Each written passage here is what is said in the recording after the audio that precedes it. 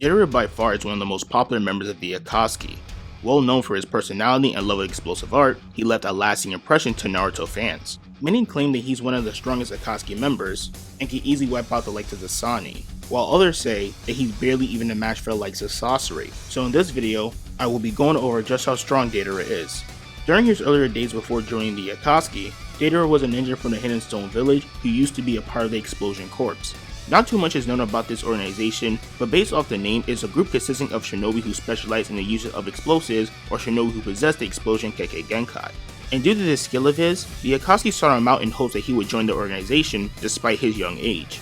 During many of his fights, we see that Deidara likes to create traps and manipulate a fight to his advantage, showing that he's very strategic when it comes to battle. This way of fighting goes hand in hand with his detonation clay, which itself is also very versatile, as when it comes to his AP, Deidara can manipulate the strength of any explosive he creates. They are ranked from C1 to C0, C1 being his weakest, and C0 being his strongest. These bombs are shown to be very powerful, as even some of the weakest ones can take out the likes of a tailed beast, while some of the stronger ones can destroy an entire village or devastate an entire forest. His most lethal explosive, however, is the C4 Garura, as these microscopic bombs can't be seen with the naked eye, and they enter the body of whoever inhales it and destroys it on a cellular level.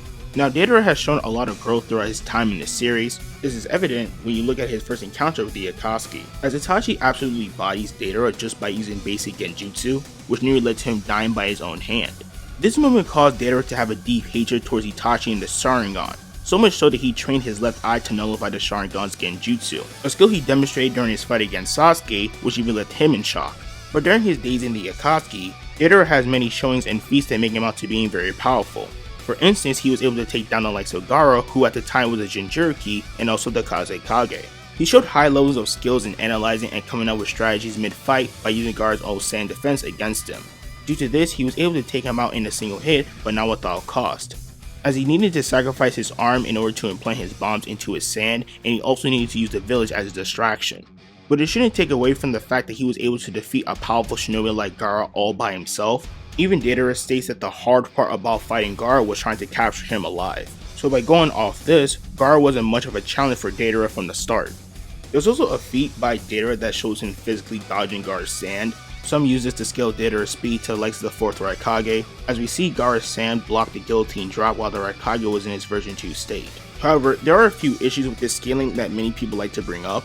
The first thing being the sand used by Gaara during his first attempt to attack Deidara, as many question whether the sand Gaara used from that attack was from the gourd or from the ground. This is important as it's stated that the sand from his gourd is much different than the sand lifted from the desert, due to it being used for his fast attacks and absolute defense. Unlike in the anime, the manga panel doesn't show any indication that the sand he used came from the gourd, which would hurt the scaling of Deidara's speed. But after going over the manga panels, I think there is a possibility that the sand he used was in fact from his gourd. As after Gaara's initial attack, we see him jump into that same sand, then later Deidara uses his bombs that were fast enough to evade the sand gathered from the village and was nearly able to hit Gaara. He only blocks it due to the speed of the sand which formed into a shield. The same sand we see separate from the rest when Gaara manipulated the sand from the desert, indicating that the sand he used to attack Deidara, to maneuver in the air and block Deidara's attack, is in fact the sand from the gourd and not from the ground. But the second issue is the speed at which the Raikage was moving during his guillotine drop. The speed is debated among people who come with the conclusion that the Raikage was only moving at the acceleration of gravity due to moving downward, or that he was in fact moving at his top speed. But the truth is, neither of these conclusions are accurate. As according to the 4th data book, the guillotine drop is a nin taijutsu where it describes the user moving at the speed of lightning to deal a single blow. Understand that the 4th Raikage claims to be the fastest shinobi alive, and some of his attacks place him to being relative to the speed of light.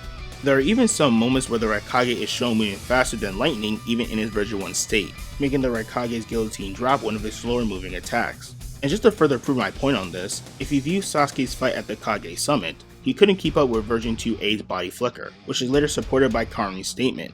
So it doesn't make sense for the Raikage to be moving at top speed during the guillotine drop, as Sasuke is able to react to him at this moment. Now, I know people will ask why did Sasuke go for a mutual strike instead of moving out of the way? Well, the answer is simple. At that moment, Sasuke was incapable of moving his body fast enough to dodge the attack. During the Raikage's assault, Sasuke not only sustained damage from him, but he was also dealing with the after effects of using the MS. And do keep in mind that during this moment, he was using all 3 of his MS abilities, and if you know anything about the MS, just using any one of these abilities causes great strain to the user, leading their body to experience agonizing pain, which explains why he wasn't able to dodge the attack, as the pain caused from using the Susanoo is extreme. Even Sasuke comments on this during his encounter with Mei, saying how he felt pain in every cell in his body, and this would also explain why Sasuke went for a mutual strike instead, as this was his best option at the moment. But there's something else that I noticed when rereading this fight. When A was using the guillotine drop, the panel shows him inches away from the black flames, and the sand we see Gaara use is implied to have come from his gourd. So this means that the sand traveled faster than the attack coming from the Raikage, and it would also mean that Gaara's sand was moving much faster than the speed of lightning. And if you refer to Deidara's commenting on Gaara's sand speed, calling it lightning fast, then this would indicate that the sand speed increased from the time he fought against Deidara to his encounter with the 4th Raikage.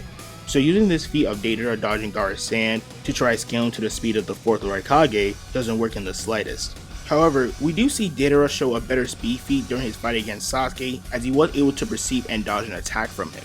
And if you really want to push the agenda of heavy Sasuke being relative to KCM Naruto in speed, then you could try to use this to push Deidara's speed scaling to being relative to the 4th Raikage. But considering the fact that he was barely reacting and admitted that Sasuke was too fast to deal with, then this idea of Deidara being relative to the speed of the 4th Raikage still seems very unlikely. But while on his bird, Deidara is able to outmaneuver attacks with greater ease and can keep up with the likes of Inoki in flight, who is stated to be faster than he was in his prime. Now, one thing that is commonly talked about when scaling Deidara is a statement in chapter 265 where Deidara claims that Sasori is stronger than himself. Sasori for the most part is looked down upon due to his loss to Chiyo and Sakura, but he's a credible threat to many. As just like any Akatsuki member, he's capable of taking down the Biju, and was also able to defeat the 3rd Kazekage, who was debatably the strongest Kazekage of all time. There's also the fact that he scales over Chiyo, who claims to have fought Hanzo many times in her prime, making her a shinobi that was possibly stronger than the Sannin in their younger days and possibly in their current days. So the statement of Deidara saying that Sasori is stronger than himself isn't too absurd once you understand just how strong Sasori is. But if you look at the moment when the statement was made, Deidara only mentions this when he notices Kakashi, meaning that he hoped Kakashi would leave so he could fight Naruto alone. To further prove this, we see that before this face-off, Deidara decides to take Gaara to bait Naruto into chasing him.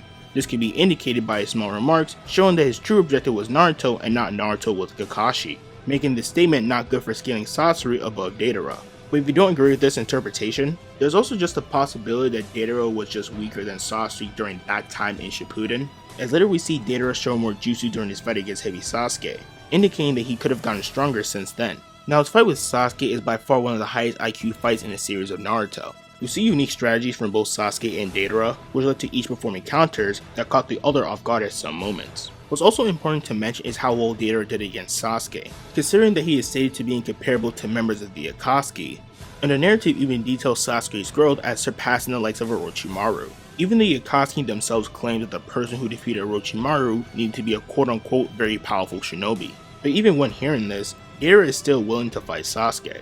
Keep in mind that other members like Kisame feared the idea of facing one of the Sannin, yet Deidara was more than willing to take on someone who just defeated one, which could establish Deidara as one of the stronger Akatsuki members, as some of them wouldn't fare well against the Sannin due to their lack of scaling. But I wouldn't say that Deidara's willingness to fight Sasuke establishes him as capable of defeating the Sannin, as Deidara tends to be very egotistical about his art, thinking that it can't be defeated. This is shown a lot during his fight against Sasuke and even in his flashback fight with Itachi. It's in Deidara's character to not be intimidated by anyone's abilities, which in a way explains why he doesn't fear Orochimaru. And consider this, he believes that he could defeat both Sasuke and Itachi, and we already saw how that ended for him. Now I know many will disagree, but this willingness to fight Orochimaru doesn't really prove much in my opinion. But if you want to go with the idea that Heavy Sasuke is stronger than the Sannin, then you would have to place Deidara on a similar level, as during his fight against Sasuke, he had him on the defensive due to using his landmines and homing missiles, even blowing off one of Sasuke's wings. It's implied, however, that Sasuke wasn't trying to kill Deidara, as he didn't go for any fatal blows during the fight. But despite that, Deidara was holding his own against Sasuke, and even after finding out his lightning style could defuse the bombs, Sasuke still struggled to take Deidara down, as we even see Sasuke pushed to a point where he was barely able to move at the end of the fight. So regardless of how you try and look at this fight, Deidara does in fact give Heavy Sasuke one of the toughest fights he's ever had. Overall, Deidara is a very powerful shinobi, who can be scaled to the likes of the Kage and even possibly to the Sannin. You could also argue that he's one of the most dangerous Akatsuki members just by going off his feats, as well as his arsenal of jutsu.